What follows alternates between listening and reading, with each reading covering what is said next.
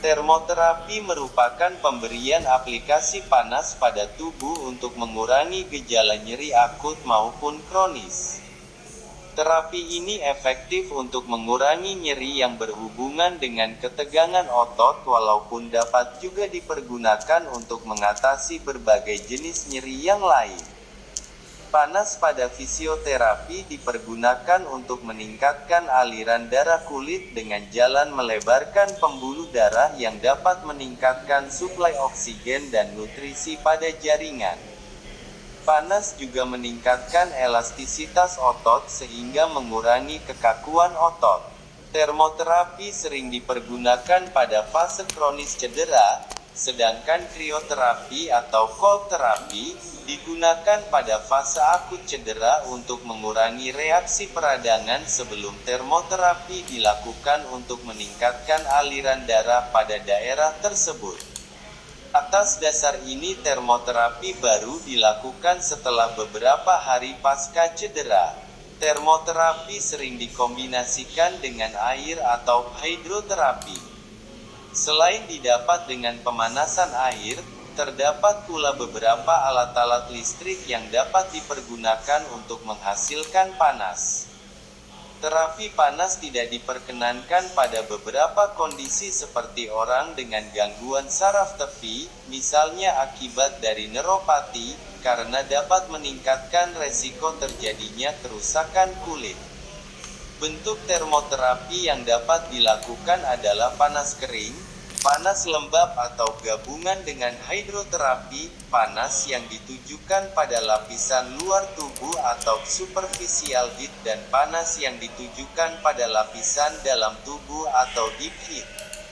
Kerja termoterapi pada dasarnya adalah meningkatkan aktivitas molekuler atau sel dengan metode pengaliran energi melalui konduksi atau pengaliran lewat medium padat, konveksi atau pengaliran lewat medium cair atau gas, konversi atau pengubahan bentuk energi, dan radiasi atau pemancaran energi.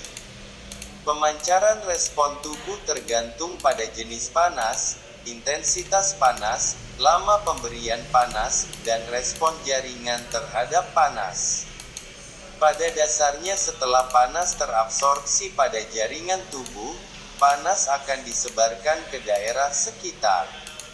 Supaya tujuan terapeutik dapat tercapai, jumlah energi panas yang diberikan harus disesuaikan untuk menghindari resiko kerusakan jaringan.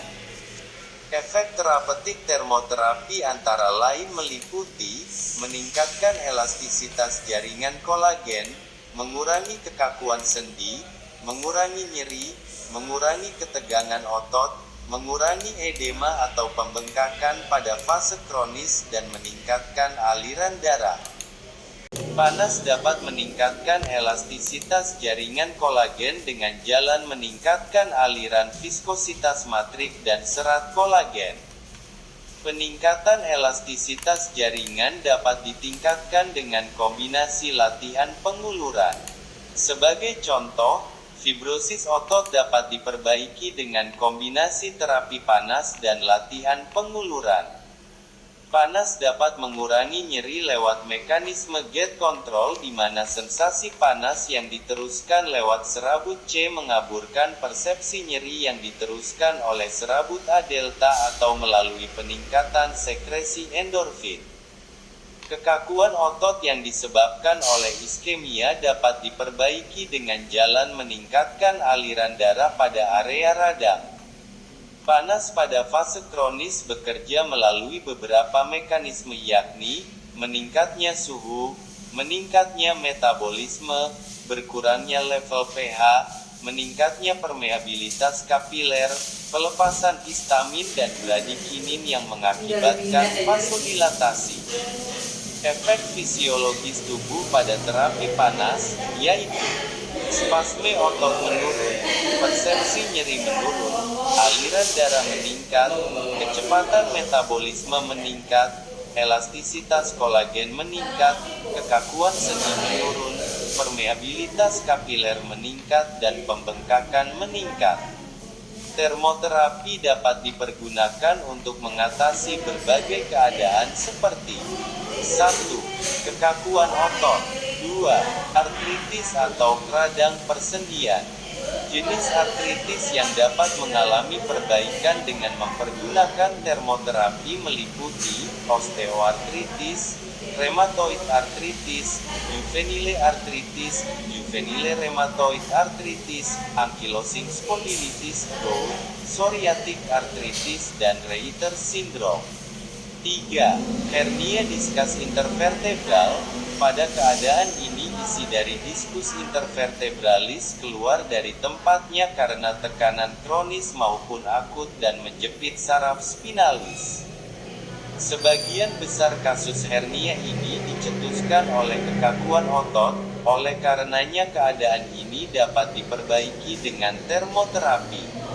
4. Nyeri bahu yang sering terjadi adalah rotator cuff. Rotator cuff disusun oleh otot dan tendon yang menghubungkan humerus dengan skapula.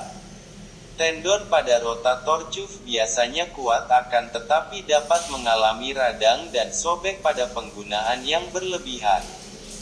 Cedera rotator cuff dan gejala bahu beku dapat diperbaiki dengan termoterapi. 5. Tendinitis atau radang tendo. 6. Bursitis atau radang bursa. 7. Sprain atau robekan ligamen sendi. 8. Strain atau robekan otot. 9. Nyeri pada mata yang diakibatkan oleh peradangan kelopak mata atau blefaritis.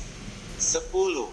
Gangguan sendi temporomandibular. 11. Nyeri dada yang disebabkan oleh nyeri pada tulang rusuk atau kostochondritis.